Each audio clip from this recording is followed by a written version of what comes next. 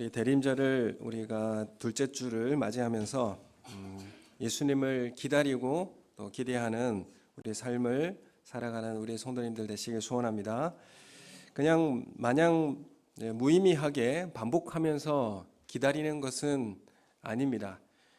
우리가 예수님을 기다리면서 우리는 다시 오실 주님을 기다리면서 우리의 삶의 말씀의 순종과 또 행함을 통하여서 우리는 주님 오심을 기대하고 기다릴 수 있는 우리 삶이 되시기를 예수님의 이름으로 소원합니다.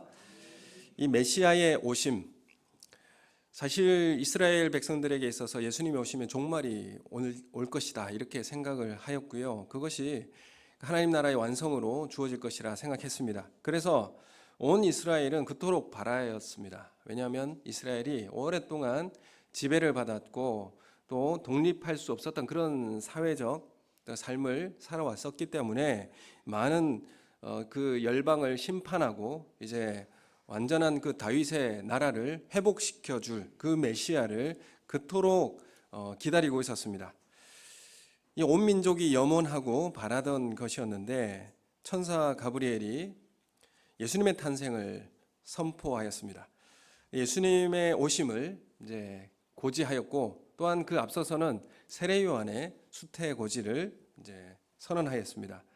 천사들이 예수님의 탄생에 대한 좋은 소식을 선포하고 찬양을 드렸는데 천사들은 예수님을 메시아, 약속된 메시아, 구세주로 그렇게 부르고 있습니다. 이스라엘 백성들이 그토록 염원하고 기다렸던 그 메시아, 예수님이 오셨다라고 천사는 선포하고 있는 것입니다.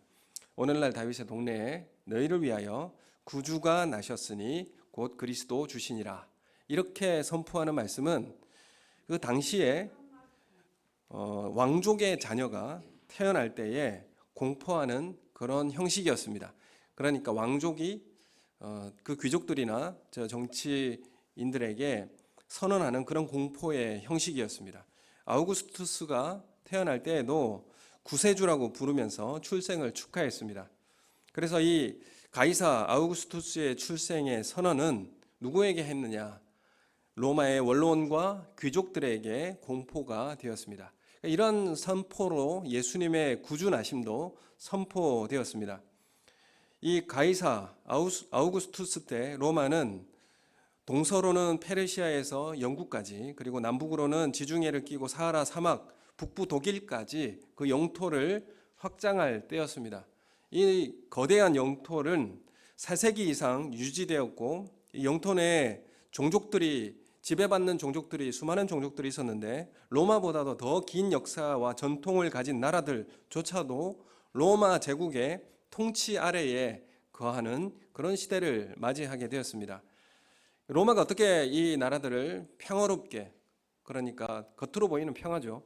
전쟁이 일어나지 않으니까. 로마는 강력한 군사력과 힘, 그리고 법제화되어져 있는 법치 국가적인 그런 다스림으로 이제 통치를 했습니다. 200년 이상 로마의 평화를 이룩한 황제라는 칭호를 부여받은 사람이 바로 가이사 아우구스투스였습니다. 그렇지만 예수님의 탄생 소식을 처음으로 듣는 사람, 예수님의 탄생 소식을 듣는 사람들은 원로원이나 아니면 귀족들이 아니었습니다. 예수님의 메시아의 구세주로 탄생하는 소식을 처음 듣는 특권은 정치 지도자나 종교 지도자들의 귀족들도 아니었습니다. 누가 들었는가 하면 오늘 말씀해 보면 목자들이 들었습니다. 양을 치는 사람이 목자이죠. 목자는 당시에 사회적 지위로 가장 비천한 일에 속했습니다. 목축업을 한다고 하는 것은 그 사회에서 가장 비천한 사람들이다. 오늘 같으면은 뭐 죄송합니다. 뭐 어느 정도 낮은 계층, 최고의 낮은 계층의 사람들이다. 이렇게 말씀을 드릴 수가 있습니다. 그래서 이 목자들은 목축업에 종사하는 이 목자들은 도시로 사람들이 살아가는 이 도시로 들어오는 것을 허용하지 않았습니다. 왜냐하면 목자들이 양떼를 몰고 다니면서 물이 부족한 땅에서 양의 먹이를 먹이기 위해서 끌고 다녀야 되기 때문에 당시에 농업을 종사하는 그런 마을에 양떼들을 데리고 지나가면 그 농작물들을 먹어치우는 그런 도둑질을 하는 그런 목자라고 그렇게 이제 그런 시선을 가지고 있었고요. 그래서 이 농작물에 대한 도둑질에 대한 오해의 소지를 가지고 있는 사람들이 바로 목자들이었습니다. 이 목자들은 신뢰를 받지 못하는 사람들이었고 사회 계급에서 최하위의 계층이었고 목자는 법정에서 증인으로도 채택될 수가 없었습니다.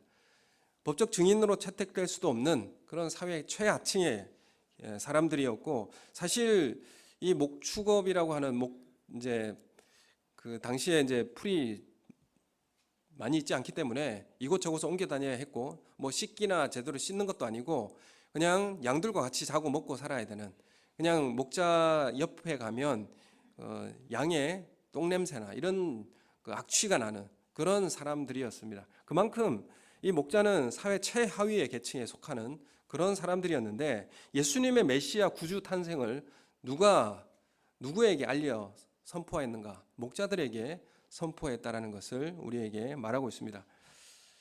하나님은 이러한 사람들에게 예수님의 탄생에 대한 첫 소식을 알려주었습니다. 다윗 왕을 우리도 잘 알고 있습니다. 다윗 왕도 어렸을 때의 직업이 뭐였습니까? 목자였습니다. 목자로서 오랜 세월을 보낸 사람입니다. 예수님도 자신을 소개하실 때 뭐라고 소개합니까? 선한 목자다 이렇게 소개합니다. 구약의 시편이나 이사야 그리고 예레미야에서 보면 하나님도 하나님 자신을 뭐라고 소개하느냐 하면 이스라엘의 목자다 이렇게 소개하고 있습니다. 가장 사회 최하위치 계층인 그 사람의 신분을 가지고 자신을 소개하고 있는 예수님과 하나님을 우리는 보게 되는 것입니다. 예수님은 아우구스투스라는 이 귀족들이 주는 이런 신적 칭호가 아니라 목자라고 말씀합니다. 가이사는 신의 아들이라는 칭호로 아우구스투스라는 그런 신적 칭호를 받았습니다. 그런데 예수님은 목자라고 그렇게 우리에게 말씀하시면서 다가오시는 것이죠. 사회 가장 낮은 계층, 노예라고 이렇게 자신을 소개하면서 나는 종이라고 소개하면서 우리에게 다가오시는 것과 같습니다. 가장 낮은 곳으로 와서 왜 가장 낮은 곳으로 오실까요? 누구든지 찾으면 만날 수 있는 위치에 오시기 위해서 가장 낮은 곳에 오신 것입니다. 낮은 지위에 오신 것입니다. 귀족으로 가이사로 오면 누가 만날 수 있겠습니까? 오늘 우리는 어떤 사람이든지 무엇을 하든지 여러분의 인생에서 예수님을 만날 수 있는 것입니다. 예수님을 만나기 위해서 특별한 자격 요건이 필요한 것이 아닙니다. 오늘 우리에게 찾아오신 예수님을 만나시는 우리 성도님들 되시길 예수님의 이름으로 축원합니다. 가이사는 자신의 막강한 정치적 힘과 군사력으로 제국의 평화를 가져왔습니다. 많은 인종들과 나라들을 제국의 힘과 통치 아래, 법 아래 굴복시켰습니다. 그러나 이 평화를 200년 이상 지속할 수가 없었습니다. 200년 정도밖에 지속할 수 없었습니다. 그러나 예수님은 우리에게 완전하고 영원한 평화를 우리에게 가져다 주셨습니다. 우리가 하나님과 원수되었을 때 예수님 자신을 십자가에 죽으심으로 그 대가를 지불하시고 우리를 하나님과 영원한 평화의 관계, 평강의 관계로 우리를 초대하신 것입니다. 내 잘못으로 하나님과 원수되어 하나님의 진노를 받아야 하는 그런 평화를 잃어버린 사람이었는데 예수님을 통해서 비로소 우리에게 진정한 영혼의 평강을 우리에게 허락하신 분이 바로 예수 그리스도이십니다. 예수님은 낮아짐과 순종으로 이 영원한 평화를 우리에게 허락하셨습니다.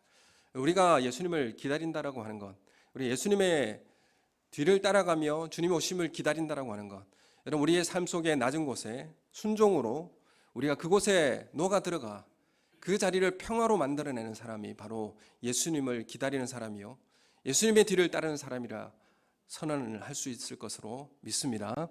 오늘 우리의 삶이 그러한 예수님의 뒤를 따르는 삶이 되시기를 예수님의 이름으로 축원합니다. 여러분이 가시는 곳마다 평화가 이루어지고 여러분이 가시는 곳마다 화평이 이루어지고 화목이 이루어지는 그런 공동체로 변화되는 놀라운 역사가 있기를 예수님의 이름으로 축원합니다. 이 목자들이 들은 소식은 천사들을 통해서 다윗의 동네에 너희를 위하여 구주가 나셨다. 그런데 그는 그리스도이시요 메시아다 이 말이죠. 그리고 주이시다. 주라는 말은 하나님이시다라는 말입니다. 그는 하나님이시요 또한 왕이신데 메시아이신데 어디에 계실 것인가? 왕좌에 아니면 어떤 좋은 왕궁에 있는 것이 아니라 구유에 누워 있을 것이다.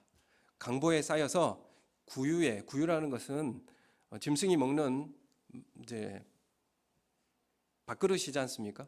그 짐승이 먹는 그 밥그릇 구유에 누워 있을 것이다. 이것이 그 메시아라고 하는 왕이시라고 하는 증거가 될 것이다. 이렇게 천사들이 목자들에게 말합니다. 그래서 목자들은 이 말씀을 듣고 정말 그 주님이신 주이신 예수 그리스도 메시아이신 예수 그리스도를 찾기 위해서 어디로 가야 됩니까? 구유를 찾아야 되는 거죠. 구유를 어디 왕궁으로 가는 게 아니라 강보에 쌓여 있는 구유를 찾기 위해서 그 마을로 들어가야 했습니다. 천사는 목자들에게 뭐라고 말하냐면 예수님을 찾기 위해서 궁궐이나 부잣집에 가서 찾으라고 하지 않았습니다. 그들이 갈 수 있는 그들이 목자들이라고 하는 그들의 사회 최하위 계층인 목자들이 갈 수 있는 그 마국간에 구유를 찾고 강보에 쌓여 있는 아기를 찾는 것이었습니다. 그래서 목자들이 찾을 수 있는 장소, 그리고 갈 수 있는 장소, 그리고 찾을 수 있는 대상이요 충분히 갈 수 있는 명령을 천사들은 목자들에게 하신 것입니다. 여러분, 우리가 하나님께서 우리에게 말씀하실 때에 못하는 명령을 우리에게 하시겠습니까? 성경에 나오는 우리에게 요구하시는 명령들이 못하는 것을 우리에게 말씀하실까요? 우리에게 다 할 수 있는, 충분히 찾을 수 있고 충분히 만날 수 있고 충분히 행할 수 있는 말씀을 우리에게 하실 줄로 믿습니다. 그래서 우리가 그 말씀의 순종과 또한 헌신으로 나아가는, 그래서 충분히 갈 수 있는 명령, 충분히 행할 수 있는 명령을 따라 순종하시는 우리 성도님들 되시기를 소원합니다. 15절 16절에 보면 목자들이 이 기쁜 소식을 들은 즉시 우리에게 알리신 바 이 이루어진 일을 확인하자고 하면서 빨리 가서 찾았습니다. 이 소식을 들은 즉시입니다. 하나님의 말씀을 들은 즉시 그들은 확인하자고 하면서 빨리 동네로 찾아 들어갔습니다.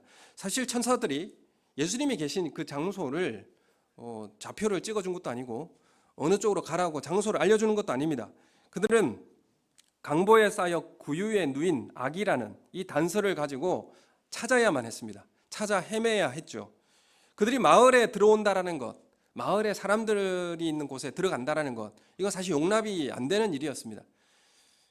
그들이 마을에 들어가서 사람들이 거하는 그곳에 들어가는 것이 용납되지 않는 일이었지만 그들이 찾고자 하는 마음에 담대하게 마을로 뛰어 들어가게 된 것입니다.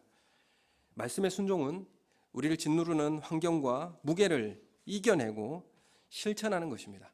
말씀에 대한 순종은 우리에게 삶의 무게를 이겨내게 만들고 그것에 대한 순종과 실천을 하게 하는 것입니다. 우리 말씀 순종이 우리의 제절로 이루어지는 것이 아니죠. 그 마을로 뛰어드는 이 목자들처럼 그 삶의 무게를 이기고 담대하게 마을로 들어가야 되고 실천해야 하는 것입니다. 목자들은 말씀을 듣고 빨리 찾아갔습니다. 제자들이 예수 그리스도의 나를 따르라고 하는 이 말씀에 즉시 즉각적으로 순종했던 것처럼 목자들도 하나님의 말씀을 들은 즉시 순종하여 마을 안으로 뛰어 들어갔습니다. 이 앞서서 예수님의 수태고지 이전에 세례 요한의 수태고지도 있습니다. 사가랴 엘리사벳을 통한 세례 요한도 수태고지를 받습니다. 그리고 마리아도, 동정녀 마리아도 성령으로 잉태될 것을 고지받습니다. 그런데 마리아가 이 하나님의 말씀의 성취를 하기 위해서 6개월 전에 미리 예고된 이 세례 요한의 수태의 약속을 확인하러 빨리 찾아 나섭니다. 마리아가 빨리 찾아 나서는데 39절에 보면 이때 마리아가 1장 39절에 보면 1장 39절입니다. 제가 읽겠습니다. 이때에 마리아가 일어나 빨리 산골로 가서 유대 한 동네에 이르러 엘리사벳에게 문안하니, 이렇게 말하고 있습니다. 하나님의 하신 말씀에 대한 성취를 빨리 확인하기 위해서 뛰어간 것입니다. 즉시 찾아 나선 것입니다. 이때 마리아가 빨리 산골로 가서 엘리사벳에게 문안하였습니다. 하나님의 성취하신 일을 확인하기 위해서 빨리 뛰어간 것입니다. 우리의 삶은 기대하고 기다리는 삶입니다. 믿음은 기대하는 것입니다. 무감각하게 반복하는 신앙생활이 아니라 기대감의 생명력을 불어넣는 것입니다. 마리아가 정말 하나님의 말씀을 듣고 즉시 확인하기 위해서 뛰어갔듯이, 빨리 뛰어갔듯이, 목자들이 하나님의 말씀을 듣고 정말 하나님의 말씀을 확인하고자, 발견하고자 그 마을로 뛰어 들어가듯이, 그 기대감이라고 하는 것은 생명력을 불어넣는 것이고, 또한 그 믿음이라고 하는 것은 기다리는, 그리고 확인하고 실천하는 삶이라는 것을 우리에게 말씀하고 있는 것입니다. 그냥 무감각하게 반복하는 신앙생활이 아닙니다. 주님 오시는 그날까지 우리는 무감각하게 반복하는 생활이 아니라는 것을 말씀하고 있습니다. 기대하는 마음이 클수록 기쁨과 찬양이 넘치게 됩니다. 열정을 소유하게 됩니다. 여러분, 우리가 내년을 준비하고 기대하면서, 우리의 삶을 기대하면서, 우리 교회에 하는 모든 예산이나 계획을 바라보면서 기대하시고 또한 기도할 수 있는 우리 성도님들 되시기를 예수님의 이름으로 소원합니다. 또한 우리가 내년에 계획하는 모든 일들, 사역 현장에도 하나님의 인도하심과 우리의 생각보다 더 큰 은혜로 채워주시고 인도하실, 또한 여러 가지 부족한 물질과 재정도 하나님께서 채워주실 줄을 기대함으로 걸어가시는 우리의 삶이 되시기를 예수님의 이름으로 소원합니다. 여러분, 열매가 어디에 맺힙니까? 나무에 보면 우리 교회 앞에 앞마당에 감나무가 있는데, 그 감나무도 원래 원가지에서 나지 않고 봄이 되면 연약한 가지가 자라나서 그 가지 끝에 감이 맺히게 됩니다. 열매는 가장 연약한 부분에 열리듯이 우리의 사역의 열매도 가장 연약한 곳이라고 하는 그곳에서 결실하게 될 줄로 믿습니다. 목자같이 가장 낮은 곳에 사람들의 관심이 멀어져 있는 그곳에서, 사람들이 거들떠보지 않는 그곳에서 열매는 맺혀지게 될 줄로 믿습니다. 사람들이 박수 쳐주고 또 인정해주고 그 자리가 아니라 하나님과 나만 아는 그 자리에 열매가 맺혀질 줄로 믿습니다. 열매는 가장 연약한 부분에 열리게 되어 있습니다. 1장 56절에 보면 마리아는 엘리사벳의 집에 석 달쯤 있다가 집으로 돌아갔습니다. 마리아가 엘리사벳을 처음 만났을 때에 엘리사벳이 고백합니다. 너무 반가워서 복중의 태아 세례 요한도 기뻐서 뛰었다라고 그렇게 고백을 하죠. 마리아가 엘리사벳 집에서 뭐 하고 있었겠습니까? 뭐 하고 잡담하고 있었을까요? 하나님이 하신 일들에 대한 찬양과 또 감사로 교제하며 시간을 보내지 않았겠습니까? 또한 우리를 통해서 하실 하나님의 일들을 기대하며 그렇게 보내지 않았겠습니까? 3개월이 그냥 지나갔을 것입니다.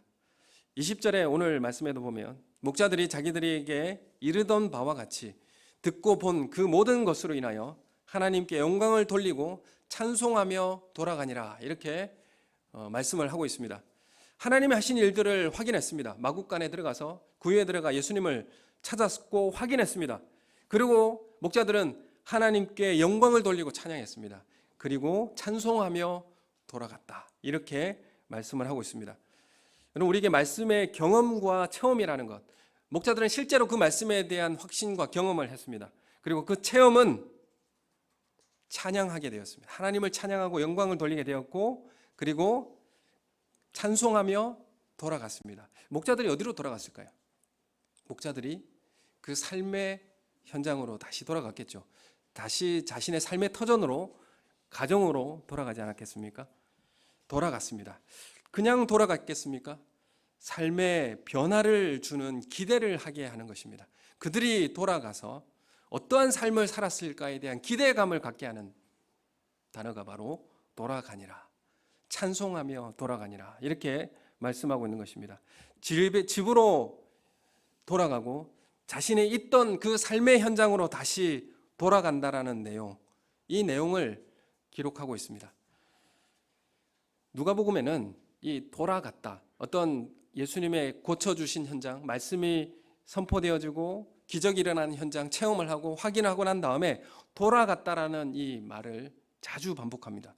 18번 반복하게 되는데 왜 누가는 돌아가니라 이 말을 왜 반복해서 기록을 하고 있을까요? 여러분, 특별한 경험을 한 무리들 이후에 이러한 내용을 기록하고 있는데 누가는 뭘 말하고 싶어 하는 것일까요?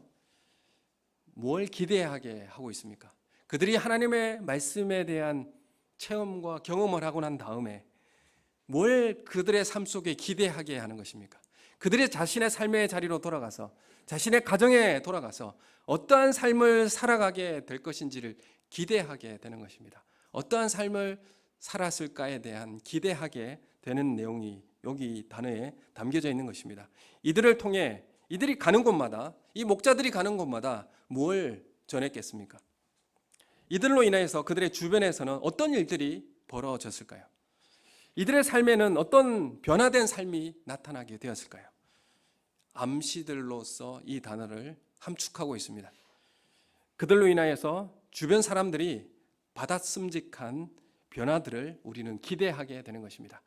여러분, 우리는 우리의 말씀을 듣고 우리는 삶을 기대하고 우리 삶의 변화된 그 삶을 우리는 나아가게 되는 것입니다. 하나님의 복이 언제 주어질까요?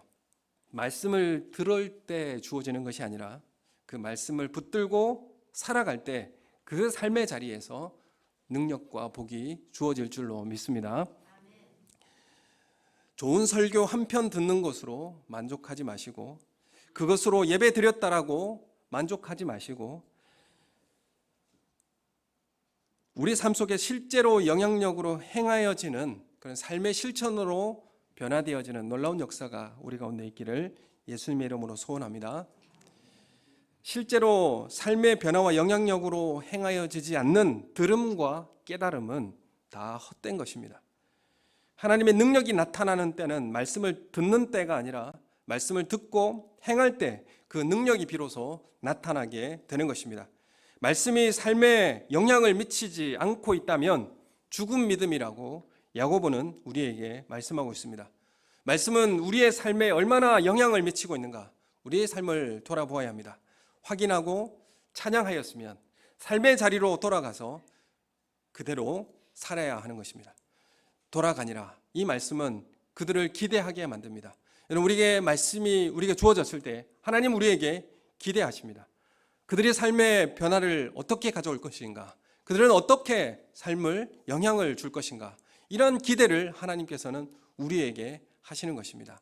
오늘 우리가 주님 오시는 그날까지 우리도 기대하며 소망하며 살아가는 우리의 삶이 되시기를 예수님의 이름으로 소원합니다. 저 두 사람을 소개하고 싶은데, 한 사람은 그림을 팔면서 살아가던 네덜란드의 한 젊은이가 있습니다. 그림을 팔면서 귀족들에게 그 그림을 그들만의 그림을 팔면서 살았던 젊은이가 있는데 그 인생에 예수님을 만나게 되었고 곧 그는 마음을 돌이켜서 런던의 빈민들에게 들어갔습니다. 이런 삶을 살다가 하나님의 소명을 받고 전도사가 되었습니다. 그리고 벨기에의 탄광촌에 들어가게 되었습니다. 이 젊은이가 누구냐면 바로 빈센트 반 고흐입니다. 이 반 고흐가 부모는 목회자였습니다. 목회자였는데 이 고흐가 이 탄광촌의 시골에 들어가 전도사로 살아가는 이 일을 부모님이 탐탁지 않게 생각하여 이 일을 반대했습니다. 그래서 그 일을 그만두고 평생 화가의 삶을 살았습니다. 그래서 고흐가 자신이 여러 많은 작품을 그렸지만 가장 좋아하는 그림이 있습니다. 그 그림이 뭐냐면 감자 먹는 사람들이라는 그림인데 화면에 좀 띄워주면 좋겠습니다. 감자 먹는 사람들이라고 하는 그림인데 이 그림은 그가 하나님의 말씀에 실제로 순종해서 탄광촌에 살아갔을 때의 기억을 토대로 그린 그림입니다. 어두운 조명이 있고요. 그리고 그 중앙에 빛이 비춰집니다. 그 빛은 이 사람들을 비춰주고 있습니다. 그 빛이 비춰주는 이 사람들은 아주 어두운 조명, 투박한 사람들이 소박한 식탁, 볼품없는 음식을 같이 나누어 먹고 있습니다. 땅을 판 이 투박한 손, 이 손을 묘사하기 위해서 고흐는 그렇게 노력했다라고 합니다. 그리고 그 투박한 손으로 내미는 접시, 그리고 소박한 음식, 이것은 육체의 노동으로 정직하게 양식을 얻었다라는 것을 표현하고 또 이것을 함께 나누는 그 자리, 식탁을 표현하고 있습니다. 감자와 커피를 내미는 이 손길에서 진정한 하나님 나라가 임한다라는 그런 고백을 하고 있는 그림입니다. 자신의 마음을 낮추고 음식을 나누는 그 자리, 이 자리가 거룩한 식탁이라는 고백적 그림, 이 자리에 임하는 하나님 나라를 소개하고 있는 것입니다. 고흐는 자신의 믿음을 행동으로 옮기는 사람이었습니다. 실제로 그 사람들과 함께 거하길 원했고 그 자리에 임하는 하나님을 경험했던 사람입니다. 라파르라는 네덜란드 화가가 이 고흐에게 너의 삶의 신조가 뭐냐 이렇게 물었을 때 이렇게 대답했다고 합니다. 사랑하고 사랑받는 것입니다. 산다는 것은 생명을 주고 새롭게 하고 회복하고 보존하는 것, 불꽃처럼 일하는 것, 무엇보다 선하게 쓸모있게 무엇인가에 도움이 되는 것, 불을 피우거나 아이에게 빵 한 조각과 버터를 주거나 고통받는 사람들에게 물 한 잔 건네주는 것. 그리고 이 옆에 보면 별이 빛나는 밤이라는 이 그림도 있습니다. 칠흑 같은 어두운 밤인데 교회는 불이 꺼져 있습니다. 교회는 그 동네를 밝힐 수 없는 불을 가지지 못했습니다. 그렇지만 하늘에 빛나는 12별이 그 밤하늘을 빛나게 비추고 있습니다. 이것을 그림으로 표현해주고 있는데 12별이라고 하는 것이 12제자를 의미하는 내용들이 담아있지 않습니까? 우리는 우리의 삶의 별이 되어서 이 땅을 비추어내는 그 실제적인 삶의 말씀의 실천이 우리 가운데 있는가 다시 한번 돌아보게 됩니다. 2024년도의 달력을 나눠드렸는데 그 달력 누구의 그림인지 아시죠? 고흐의 그림들입니다. 그 내용들을 한번 설명해 줬으면 좋겠는데 기회가 되는 대로 한번 말씀을 나눠보면 좋겠습니다. 두 번째 사람을 한번 소개해 보고 싶습니다. 그 사람은 우리나라 최고의 아동 작가이자 베스트셀러 작가였던 사람이 살던 집입니다. 그림을 좀 보여주시면 자신의 전 재산을 가난한 사람들 위해 드렸던 작가였습니다. 세상에는 천하고 버림받고 소외된 모습처럼 그렇게 살았지만 이 사람은 누군가의 꽃이 되어준 인생을 살았습니다. 우리가 잘 아는 강아지 똥이라는 그런 동화를 쓴 사람인데 이 동화책이 60만 부 이상 팔렸고 중학교 1학년 국어 교과서에 실려 있습니다. 강아지 똥 이 내용을 한번 제가 요약해서 한번 말씀을 드리겠습니다. 골목길 담장 구석에 조그만 강아지가 강아지 똥을 누웠습니다. 돌담길에 버려진 강아지 똥은 자신이 똥임을 알고 슬퍼합니다. 날아가던 참새도 주변의 흙덩이도 강아지 똥이 더럽다고 싫어했습니다. 지나던 암탉도 먹을 것 없다고 찌꺼기뿐이라고 고개를 절레절레 흔들며 가버렸습니다.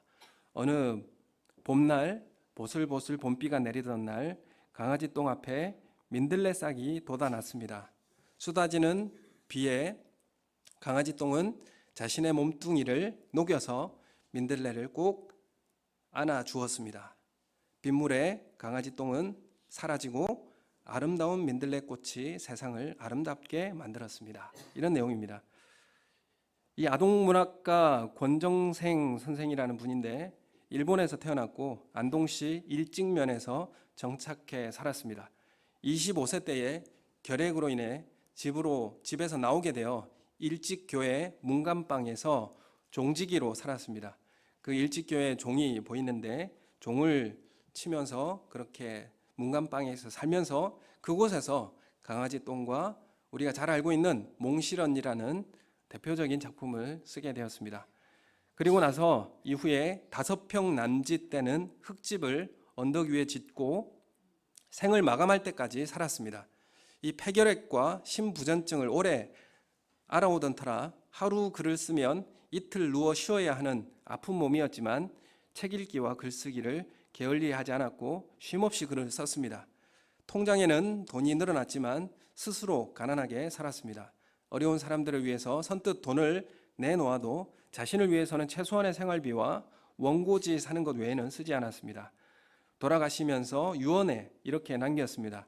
내가 쓴 모든 책은 주로 어린이들이 사서 읽은 것이니 여기서 나오는 인쇄를 어린이에게 되돌려주는 것이 마땅한 것입니다. 통장에 있는 돈을 북축 굶주리는 아이들에게 보내주십시오. 이렇게 썼습니다. 그러면서 유언에 그만 싸우고 그만 미워하고 따뜻하게 통일이 되어서 함께 살도록 해주십시오.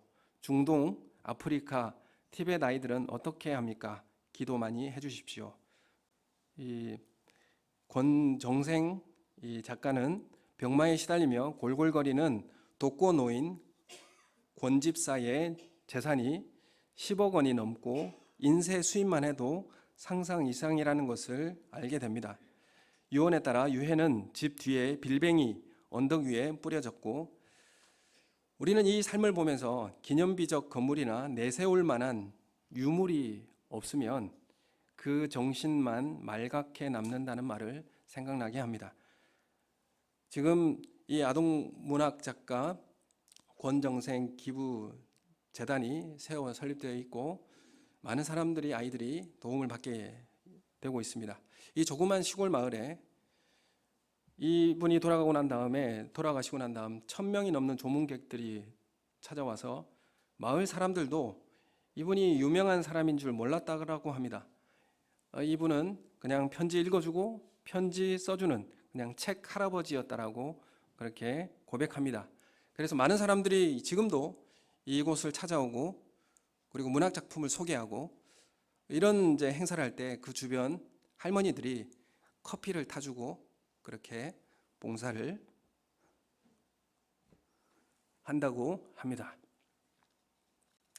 우리가 주님이 오시는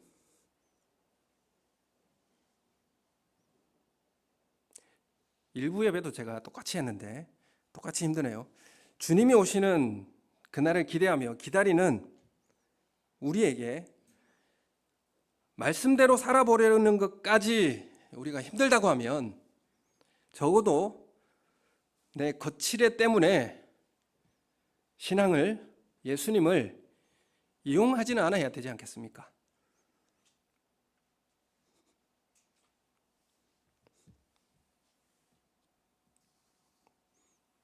진정 말씀에 순종하고 기다리는 삶이 되시기를 예수님 이름으로 축원합니다. 우리 함께 기도하겠습니다.